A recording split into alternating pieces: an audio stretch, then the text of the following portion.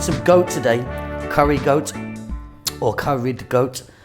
Jamaican style or West Indian style. It takes quite a long time to cook this one. It is absolutely delicious. There's loads and loads of wonderful flavors in there. Just serving this with a bit of white rice. Welcome back once again to How to Cook Great. Okay, let's take a look at what we have here. Let's start off with our goat.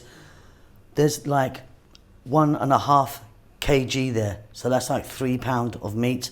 There's some bone in there.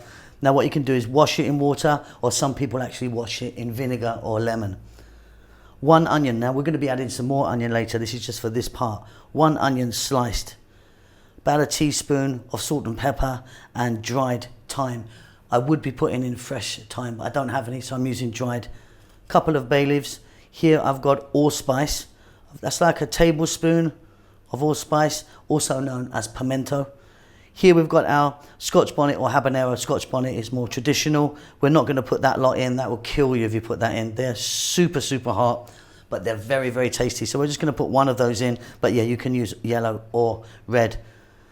2 tablespoons of garlic. 2 teaspoons here, or say a tablespoon of ground allspice or pimento. They're both going to go in whole and ground.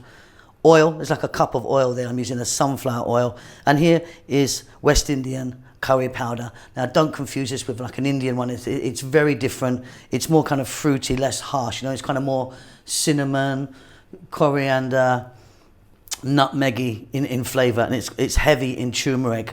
So yeah, don't use your kind of local Madras Indian one. It's a completely different thing. I will leave a link at the end. The video will pop up at the end, which I hope I remember to do, of how to actually make that. But yeah, get yourself down to your West Indian store or online, depending on where you live. But yeah, don't use your kind of Madrasi kind of Indian thing. It's a very, very different thing. Anyway, look, we're going to get all of this mixed into our meat and season it up. So mixing bowl, my meat's in there, and it's, you know, I've got some kind of nice big chunky pieces in there. You know, it's all kind of, you know, look at that, beautiful. Now we're going to start by adding everything. Now I'm going to go for one of this scotch bonnet. I've just cut it open like that, drop it in, and really, once you cut that, wash your hands, because you don't want to be touching your face. It's not good. Like I say, they are absolutely fire, but delicious. Let's start off by dropping in some garlic. Then we're going to add that ground allspice or pimento. Then some bay. And then the whole allspice or pimento. Salt, pepper, and the dried thyme. Like I say, if I had fresh, I would be putting that in. Onion. And we're going to be adding more onion a bit later. Then the curry powder. Let me grab a spoon so we can see what we're doing here.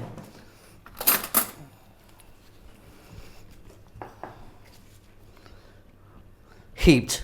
1, 2, 3, and again we're going to be adding more of this a bit later on.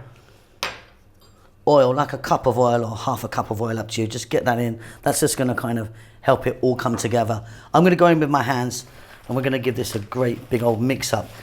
Now what you can do is go straight to the cooker and start cooking this, or you could leave it for a few hours in the refrigerator. I mean, maybe overnight is beautiful. Just depends on how much time you've got. Okay, so I've got my pot here. I'm lucky to have a nice Dutch pot with a nice lid. If you don't have that, then you just need to get a big pot with a lid ready. In there I've got some oil. Again, I'm using sunflower oil, and we're going to just get a little bit of the curry powder, get it in. The heat's on medium, and I just want to throw that around for a few seconds. Some people call this like a burning process. You don't actually want to burn it at all. You just want to heat it through, infuse the oil, get it on the go. Now just to let you know, I've touched my forehead with my gloves on, and I can feel my forehead right now burning, and that's from that chili. They really are fire, so please be very careful with them. Okay, our mixture, we're going to drop it into that seasoned oil. There's quite a lot more going on here still. We're nowhere near finished. What we want to do now is we're going to cook this on a medium heat for about 20 minutes, 25 minutes. I'm going to be stirring it quite often, just with the lid off. Now, one other thing, you can often get things like seasonal or chicken seasoning, and there's loads of kind of Jamaican types of sort of seasoning stuff that other people would usually put in. I don't really like them in there actually, but yeah, if you want, see if you can grab some of that stuff, you know, from your store or online. Okay, I'll be back in about 25 minutes.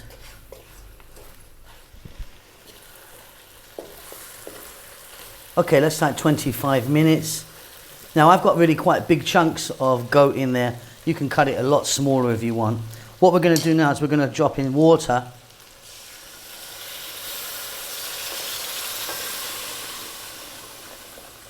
Right, enough to cover it there. Little stir. Now we're going to get a lid on this. We're going to put the heat on just a little bit above a simmer, but nice and low. And you've got plenty of time now. I'll see you in 2 hours. Give it a stir every now and then.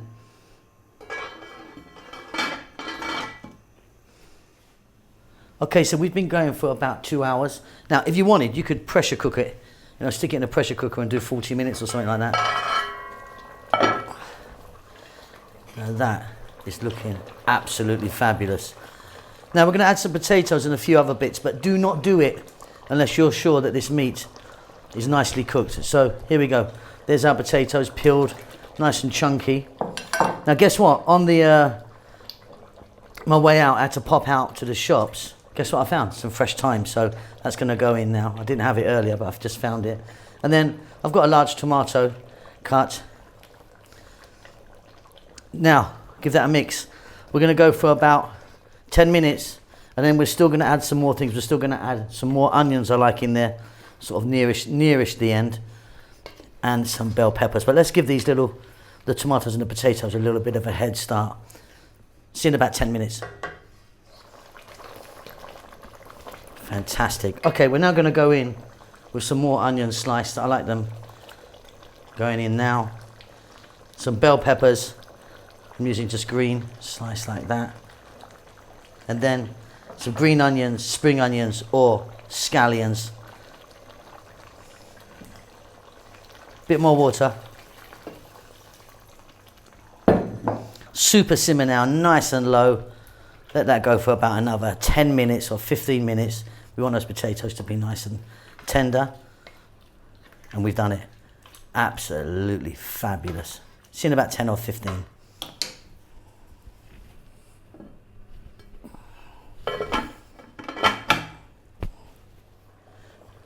Okay, off goes the heat.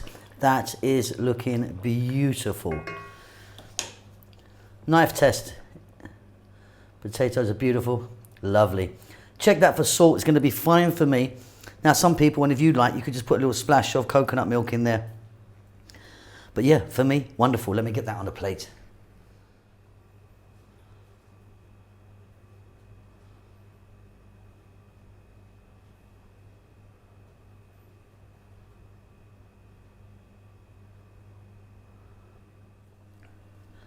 Okay, and there you go. Absolutely delicious. It does take a while to cook this one, but the result, as you can see, is superb. That's fall off the bone. I mean, literally, there you go, falling off there. Serving that with some white rice. If you want, you can have it with rice and peas. I actually prefer curry goat with white rice. And then just dressed it with a little bit of the old peppers and some thyme. Wonderful stuff. Hope you enjoy that. We'll see you very soon. Lots of love.